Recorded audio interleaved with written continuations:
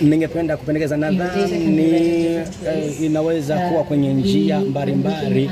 Tunatazamia namna gani tunavyoweza kutoka kwenye hamasa na kuingia kwenye urejeshaji rasmi, na tutoke kwenye hizi pande zote tatu,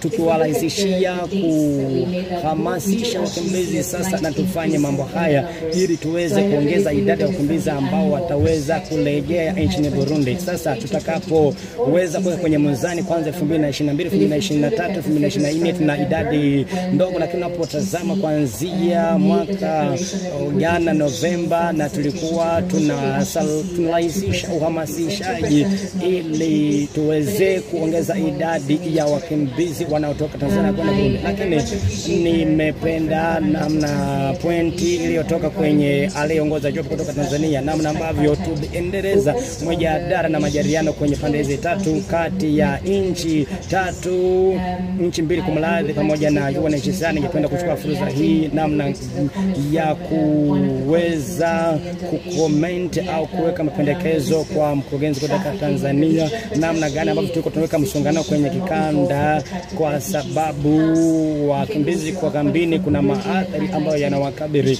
Kwa hiyo kuna changamoto nyingi ambazo zinajitokeza hasa kwa wakimbizi ambao wanatoka nchini Burundi, ambao hatuwezi kupata mafumbuzi ya namna gani wanavyoweza kutoka Tanzania kuingia nchini Burundi. Sasa kwa hiyo tutapata majadiliano kati yetu, ili kwa mfano namna gani tunavyoweza kusimamisha movement hiyo ya wakimbizi kuenda Tanzania na walioko tuwarejeshe kutoka nchi ya Tanzania kwenda nchi ya Burundi.